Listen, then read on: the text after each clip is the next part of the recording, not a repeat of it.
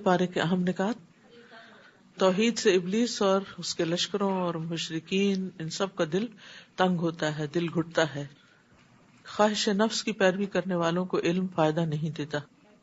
دل کی زندگی علم کے بغیر نہیں.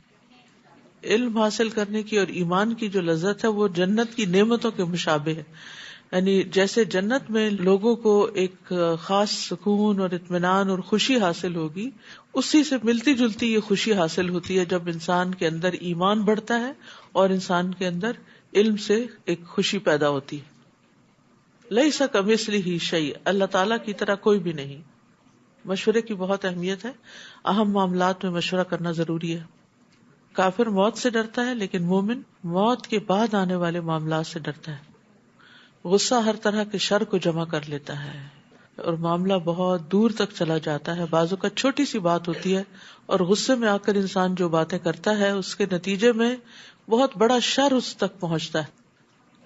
آسمان و زمین کے خزانوں کی کنجیاں اللہ کے پاس ہیں، وہ جس کو چاہتا ہے فراخی بخشتا ہے. اللہ سبحانہ و تعالیٰ قوی اور عزیز ہونے کے باوجود لطیف بھی ہے. ایمان کے نتیجے میں خشیت بھی پیدا ہوتی ہے. السلام علیکم ورحمۃ اللہ وبرکاتہ. کیا حال ہے سب کا؟ الحمدللہ. نحمده ونصلی علی رسولہ الکریم، اما بعد فاعوذ باللہ من الشیطان الرجیم. بسم اللہ الرحمن الرحیم. رب اشرح لی صدری ویسر لی امری واحلل عقدۃ من لسانی یفقہوا قولی. علم کے بغیر عمل بعض اوقات گمراہی تک لے جاتا ہے، کیونکہ جب انسان کو راستے کا علم ہی نہ ہو اور انسان گھر سے نکل پڑے تو کیا منزل تک پہنچ جائے گا؟ منزل تک پہنچنے کے لیے راستے کا علم ہونا بہت ضروری ہوتا ہے. جنت تک پہنچنے کے لیے جنت تک پہنچنے کے راستے کا علم ہونا بہت ضروری ہے، اور اگر انسان اس راستے پر چلے نہ تو وہاں تک کیسے پہنچے گا؟ تو جنت کا راستہ کیا ہے؟ علم حاصل کرنا. مثلاً ایک شخص عبادت کرتا ہے اور اپنے آپ کو خوب تھکاتا ہے عبادت میں، لیکن وہ بغیر علم کے ایسے طریقوں سے عبادت کر رہا ہے جو اللہ تعالیٰ کو مطلوب ہی نہیں، تو اس کا وہ تھکنا اس کو فائدہ ہی نہیں دے گا. تو شیطان کی چالوں میں سے ایک بڑی اہم چال یہ ہے کہ وہ لوگوں کو علم حاصل کرنے سے روکتا ہے مختلف طریقوں سے. علامہ ابن الجوزی کہتے ہیں، جان لو کہ ابلیس کا لوگوں پر سب سے پہلا دھوکہ یہ ہے کہ وہ ان کو علم سے روکتا ہے، کیونکہ علم نور ہے. پھر جب وہ ان کے علم کے چراغوں کو بجھا دیتا ہے تو وہ ان کو اندھیروں میں جیسے چاہے ٹھوکریں لگواتا ہے. یعنی جب انسان کے پاس علم ہی نہیں ہوتا تو پھر انسان اندھیروں میں ٹھوکریں کھاتا رہتا ہے. ابن حبیرہ رحمۃ اللہ علیہ کہتے ہیں، شیطان کی چالوں میں سے یہ ہے کہ وہ اللہ کے بندوں کو قرآن کے غور و فکر اور تدبر سے نفرت دلاتا ہے. یعنی شیطان قرآن پڑھنے کا پھر چھوڑ دے گا کہ پڑھ لیں، یا یہ ہے کہ یاد کر لیں، لیکن قرآن کے غور و فکر اور تدبر سے نفرت دلاتا ہے. تو قرآن کے اندر گہری سمجھ بوجھ جو ہے اس سے روکنا شیطان کا کام ہے، کیونکہ وہ جانتا ہے کہ غور و فکر کی صورت میں اسے ہدایت حاصل ہو جائے گی، اور اگر ہدایت مل گئی، اس کو رستہ مل گیا اس کو، تو پھر یہ میرے انجام تک تو پہنچے گا نہیں. 26واں پارہ. اعوذ باللہ من الشیطان الرجیم. بسم اللہ الرحمن الرحیم. حامیم. تنزیل الکتاب من اللہ العزیز الحکیم. ما خلقنا السماوات والأرض وما بينهما إلا بالحق وأجل مسمى والذين كفروا عما أنذروا معرضون. سورۃ الاحقاف. شروع کرتی ہوں اللہ کے نام سے جو بے انتہا مہربان نہایت رحم فرمانے والا ہے. حامیم. یہ کتاب اللہ غالب حکمت والے کی طرف سے نازل کی گئی ہے. ہم نے آسمانوں، زمین اور جو کچھ ان کے درمیان موجود ہے سب چیزوں کو حقیقی مصلحت کی بنا پر اور ایک مقررہ مدت تک کے لیے پیدا کیا ہے، اور جو کافر ہیں وہ اس چیز سے اعراض کر جاتے ہیں جس سے انہیں ڈرایا جاتا ہے۔ تو سورت کے آغاز میں اللہ سبحانہ تعالی اپنی کتاب عزیز کی ثنا اور تعظیم بیان کرتے ہیں، اور اس بارے میں بندوں کے لیے اللہ تعالیٰ کا ارشاد کیا ہے کہ وہ اس کتاب سے روشنی حاصل کریں، رہنمائی حاصل کریں، اس کی آیات میں تدبر کریں، اس کے خزانوں تک پہنچیں۔ تو جب اللہ تعالیٰ نے اس کتاب کو نازل کرنے کے بارے میں فرمایا تو اس کے ساتھ ہی آسمانوں اور زمین کی تخلیق کا ذکر بھی کیا۔ تو بات یہ ہے کہ جس نے آسمان و زمین بنائے اسی نے یہ کتاب اتاری، اور اس نے یہ اس لیے اتاری تاکہ انسان اس زمین اور آسمان کے بارے میں صحیح نقطہ نظر قائم کرے، ان سے صحیح فائدے اٹھائے، اور پھر الٹیمیٹلی جس رب نے ان کو پیدا کیا ہے اس کو یاد رکھے اور اس کی عبادت کرے، اور اس بات پر پورا یقین رکھے کہ اللہ کے سوا کوئی بھی عبادت کے لائق نہیں۔ تو اللہ سبحانہ تعالیٰ نے ہی چونکہ آسمان و زمین کی ہر چیز کو انسانوں کے لیے مسخر کیا، پھر انسانوں کی طرف رسول بھیجے، کتابیں نازل کی، نیکی کا حکم دیا، برائی سے روکا، اور انہیں اس بات سے خبردار کیا کہ یہ دنیا رہنے کا گھر نہیں، یہ ایک گزرگاہ ہے، یہاں انہیں صرف اپنی آخرت کے لیے، آگے کے لیے، ہمیشہ کے ٹھکانے کے لیے تیاری کرنی ہے جہاں ان کی مستقل رہائش گاہ ہے، اور جو کچھ وہ دنیا میں کرتے ہیں اس کی جزا و سزا وہ پائیں گے۔ اور پھر ساتھ ہی یہ بتا دیا گیا کہ آسمان و زمین کی تخلیق جو ہے یہ بے مقصد نہیں ہے، یہ اللہ نے حق کے ساتھ پیدا کیا ہے اور ایک وقت مقرر تک کے لیے پیدا کیا ہے، ہمیشہ کے لیے نہیں۔ لیکن ایسی باتوں سے جنہوں نے کفر کیا وہ اعراض برتتے ہیں اور ان کو سمجھنے کی کوشش نہیں کرتے۔ قل ارأیتم ما تدعون من دون اللہ ارونی ماذا خلقوا من الارض، آپ ان سے کہیے بھلا دیکھو اللہ کے سوا جنہیں تم پکارتے ہو، مجھے دکھاؤ تو صحیح کہ زمین کی کیا چیز انہوں نے پیدا کی ہے، یا آسمانوں کی تخلیق میں ان کا کچھ حصہ ہے۔ اگر تم سچے ہو تو اس سے پہلے کی کوئی کتاب الہی یا علمی روایت میرے پاس لاؤ کہ جس میں یہ سب لکھا ہوا ہو، یعنی کوئی دلیل دو مجھے۔ اور اس شخص سے بڑھ کر اور کون گمراہ ہوگا جو اللہ کو چھوڑ کر انہیں پکارتا ہے جو قیامت تک اسے جواب نہیں دے سکتے، جبکہ وہ ان کی پکار سے ہی بے خبر ہیں۔ وہ کون ہیں؟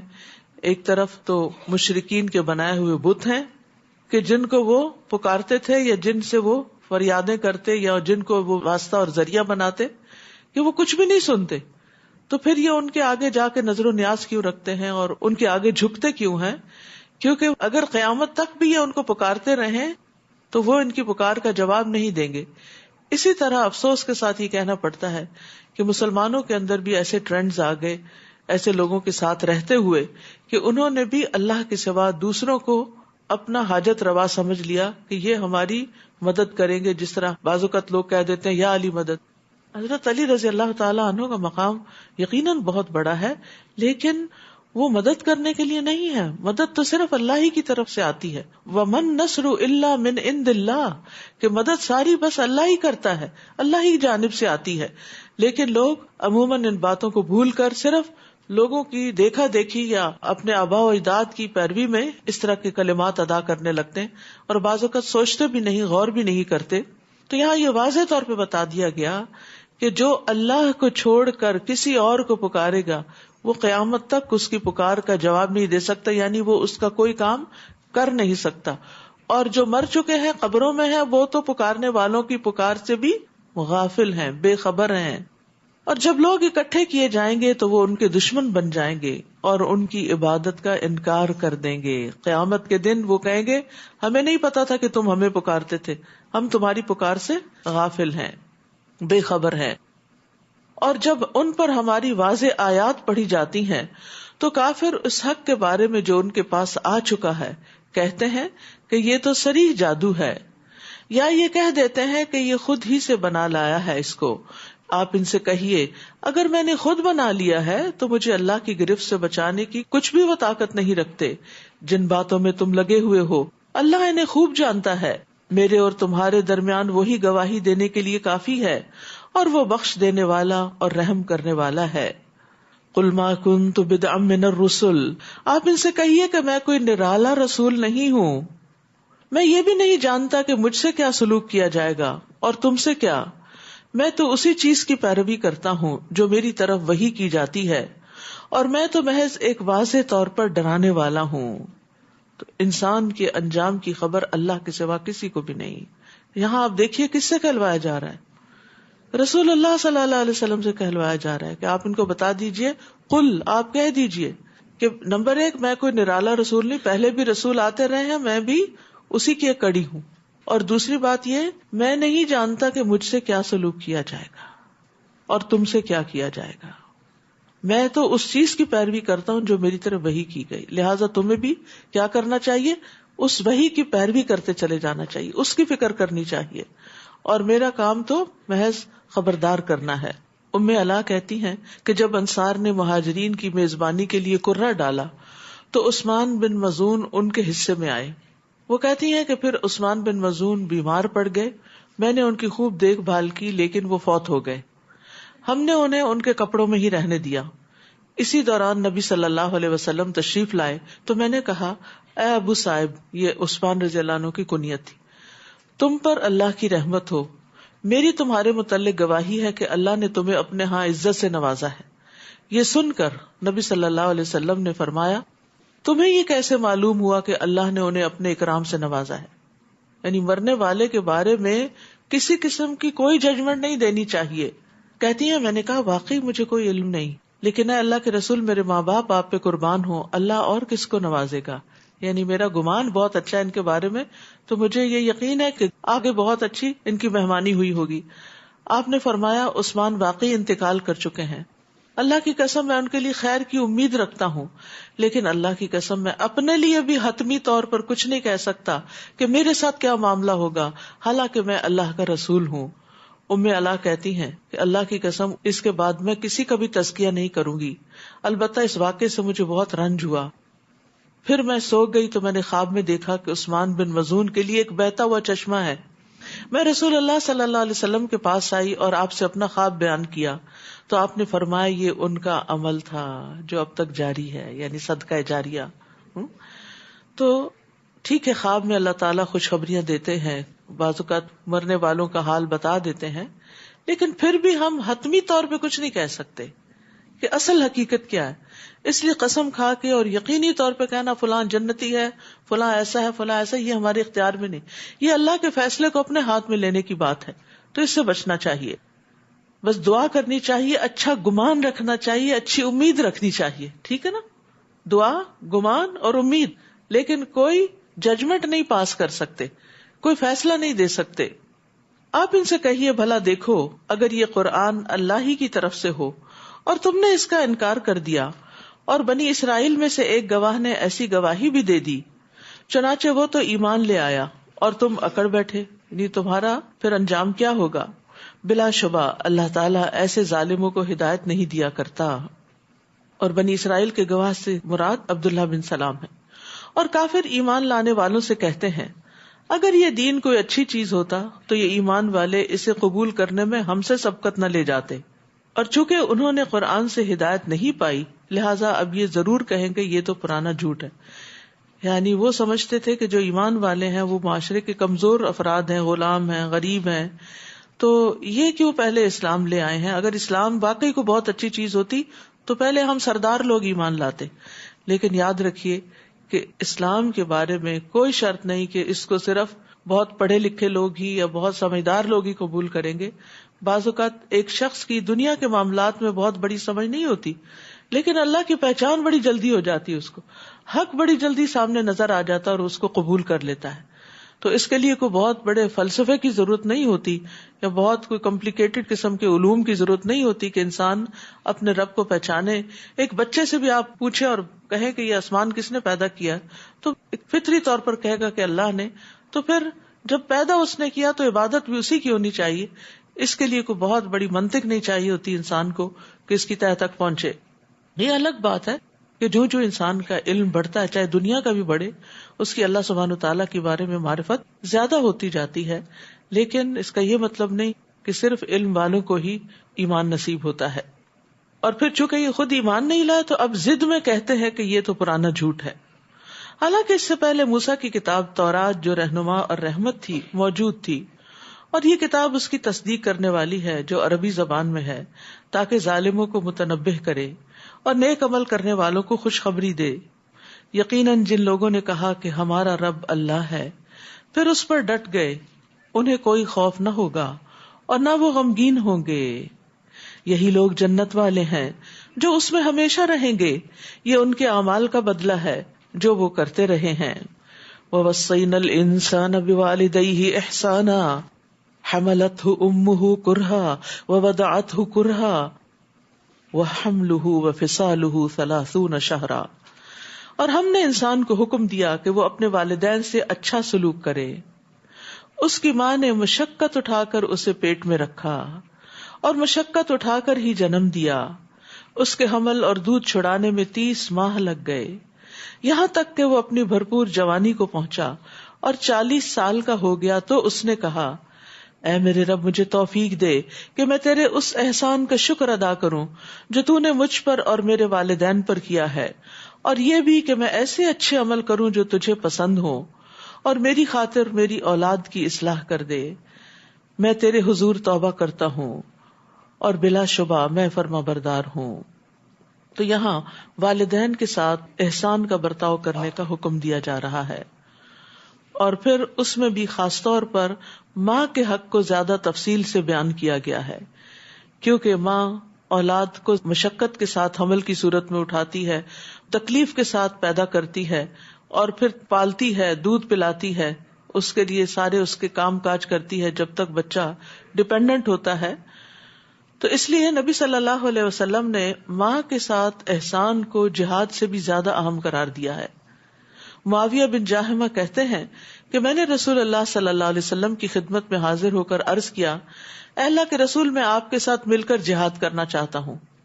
ابتغی بذلک وجہ اللہ والدار الآخرہ، اس سے میں اللہ کا چہرہ اور آخرت کا گھر چاہتا ہوں. آپ نے فرمایا تمہارا بھلا ہو، کیا تمہاری ماں زندہ ہے؟ میں نے کہا جی ہاں.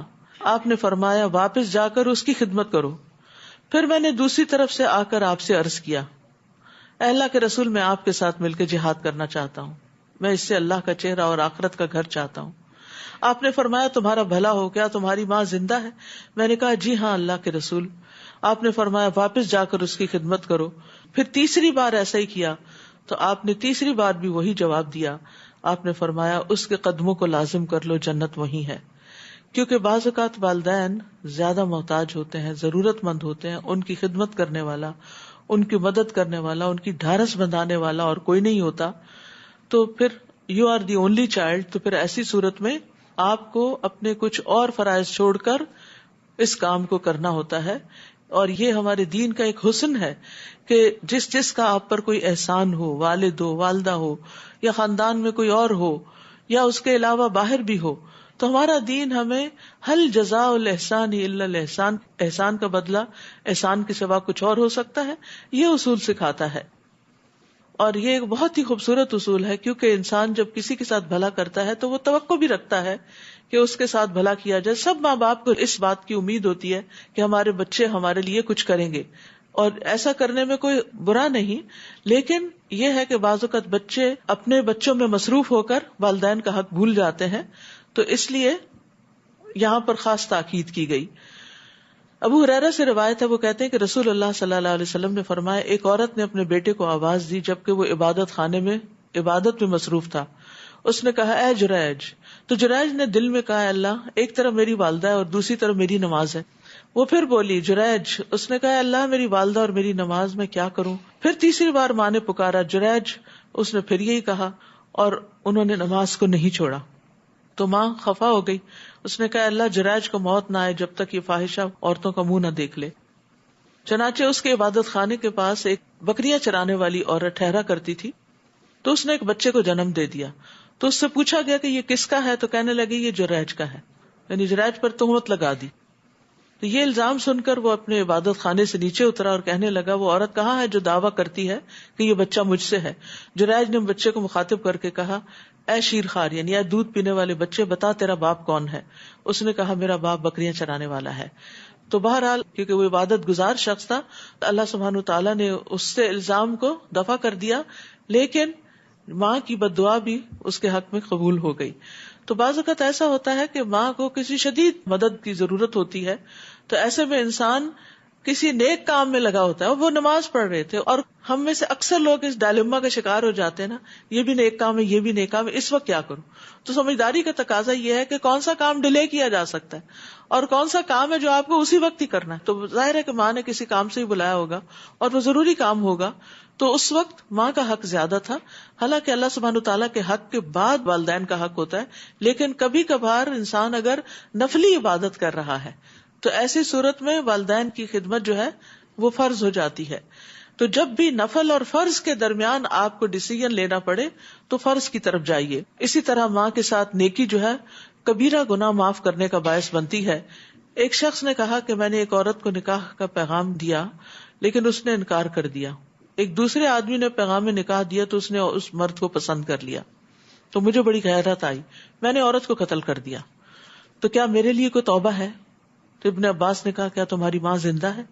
اس نے کہا نہیں. انہوں نے کہا جاؤ اللہ سے توبہ کرو، جس قدر ممکن ہو اس کا تقرب حاصل کرو، یعنی ایسے اعمال کرو جس سے تمہیں اللہ کا قرب حاصل ہو.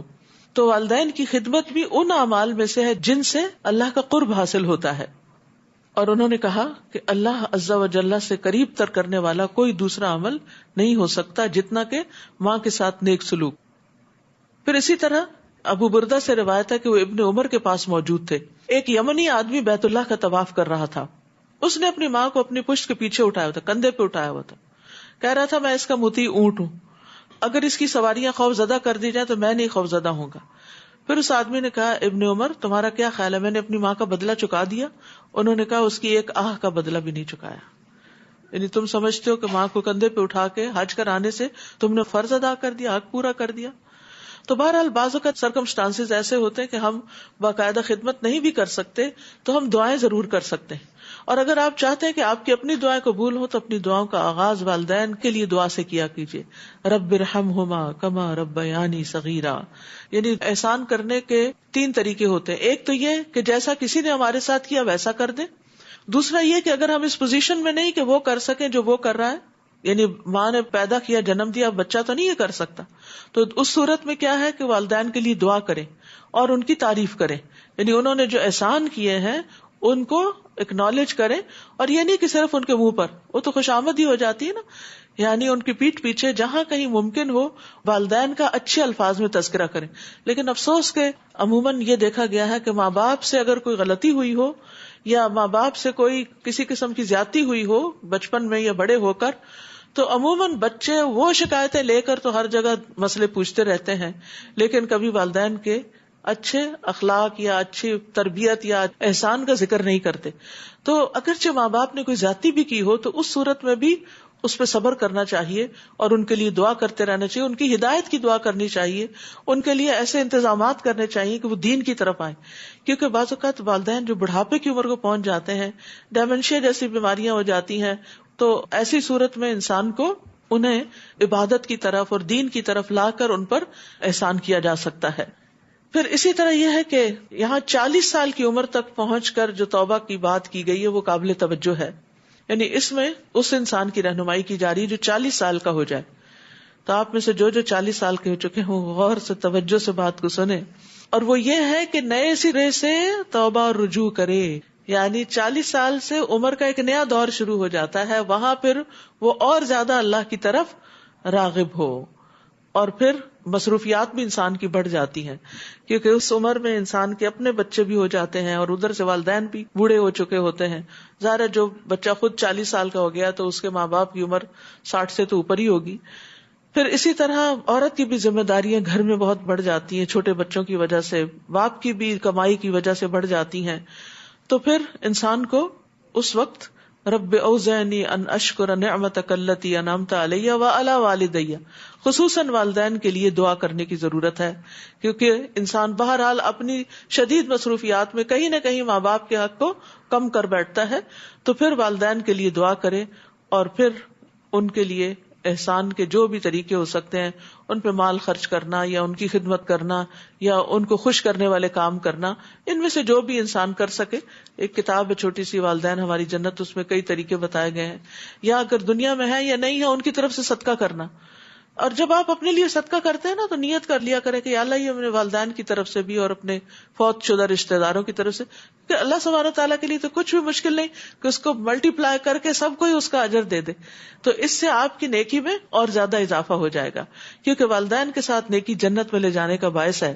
حضرت عائشہ کہتی ہے کہ رسول اللہ صلی اللہ علیہ وسلم نے فرمایا، میں نے خواب میں دیکھا، یعنی یہ رسول اللہ دیکھ رہے ہیں، کہ میں جنت میں داخل ہوا ہوں تو وہاں مجھے قاری کی تلاوت کی آواز سنائی دی. میں نے پوچھا یہ کون ہے؟ بتایا گیا یہ حارثہ بن نعمان ہے. آپ نے فرمایا یہی نیکی ہے، یہی نیکی ہے. اور حارثہ بن نعمان اپنی والدہ کے ساتھ بہت حسن سلوک کیا کرتے تھے.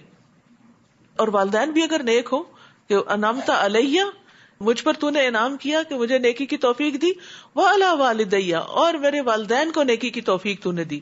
تو والدین کی نیکی سے اولاد بھی فائدہ اٹھاتی ہے.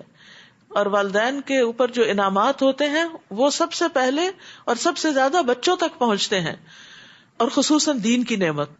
اور سورۃ الکہف میں بتا چکی ہے کان ابوہما صالحا، کہ ان بچوں کا والد جو تھا وہ نیک تھا. تو والدین کا علم رکھنا اور ان کا باعمل ہونا یہ ان کی اولاد کے نیک ہونے کے اسباب میں سے ایک سبب ہے، کلی نہیں. کیونکہ بہت سی مثالیں ایسے بھی ملتی ہیں کہ والدین نیک تھے لیکن بچے نیک نہیں ہوئے. لیکن عمومی طور پر، ایکسیپشنل کیسز تو ہر جگہ ہوتے ہیں، عمومی طور پر اگر والدین نیک ہوں، عبادت گزار ہوں، صدقہ خیرات کرنے والے ہوں، تو ان نیکیوں کے اثرات جو ہیں بچوں کو بھی آتے ہیں. یہی لوگ ہیں جن کے بہترین اعمال کو ہم قبول کرتے ہیں. ایسی شخصیات جن کا یہ طریقہ زندگی ہے، ان کے نیک عمل قبول ہو جاتے ہیں اور ان کی برائیوں سے درگزر کر جاتے ہیں. یہ اہل جنت میں شامل ہیں. وعدہ سچا ہے جو ان سے کیا جاتا تھا، یعنی اللہ کا وعدہ. اور جس شخص نے اپنے والدین سے کہا تف ہو تم پر، تم مجھے اس بات سے ڈراتے ہو کہ میں زندہ کر کے زمین سے نکالا جاؤں گا، حالانکہ مجھ سے پہلے بہت سی نسلیں گزر چکی اور ان میں سے کوئی بھی اب تک جی کے نہیں اٹھا. اور وہ دونوں اللہ سے فریاد کرتے ہوئے اس سے کہتے ہیں تجھے ہلاکت ہو، ایمان لے آؤ کیونکہ اللہ کا وعدہ سچا ہے. تو وہ کہتا ہے یہ تو بس پہلے لوگوں کی داستانیں ہیں. یعنی کچھ نیک ماں باپ کے بچے ایسے بھی ہوتے ہیں کہ وہ خود نیک ہوتے ہیں، دین پر ہوتے ہیں، اور بچوں کو بھی ایمان لانے کے لیے کہتے ہیں، لیکن وہ ماحول کے اثرات کی وجہ سے اللہ پر ایمان اور آخرت پر ایمان سے بہت دور نکل جاتے ہیں. فرمایا یہی وہ لوگ ہیں جن پر جنوں اور انسانوں کی ان سے پہلے کی جماعتوں سمیت اللہ کا عذاب کا قول صادق آتا ہے. بلا شبہ یہی لوگ خسارہ اٹھانے والے ہیں. وَلِكُلٍّ دَرَجَاتٌ مِّمَّا عَمِلُوا وَلِيُوَفِّيَهُمْ أَعْمَالَهُمْ وَهُمْ لَا يُظْلَمُونَ. ان دونوں قسموں کے لوگوں میں سے ہر ایک کے ان کے اعمال کے لحاظ سے درجے ہوں گے، تاکہ اللہ ان کے اعمال کا پورا پورا بدلہ دے دے اور ان پر ظلم نہیں کیا جائے گا. یعنی جنت کے 100 درجے ہیں اور ہر ایک کا درجہ الگ ہوگا. اور درجہ کس کے مطابق بنے گا؟ عمل کے مطابق. اور جس دن کافر دوزخ پر پیش کیے جائیں گے تو انہیں کہا جائے گا تم دنیا کی زندگی میں پاکیزہ چیزوں سے اپنا حصہ لے چکے، دنیا میں تم مزے کر کے آ چکے ہو اور ان سے مزے اڑا چکے، آج تمہیں ذلت کا عذاب دیا جائے گا. یہ ان باتوں کا بدلہ ہے جو تم زمین میں ناحق تکبر کرتے تھے اور نافرمانی کرتے تھے. صحابہ کرام جو تھے نیکیوں کا دنیا میں بدلہ ملنے پر بڑا ڈرا کرتے تھے. عبد الرحمن بن عوف کے پاس کھانا لایا گیا، وہ روزے سے تھے، تو انہوں نے کہا مصعب بن عمیر شہید کیے گئے، وہ مجھ سے بہتر تھے.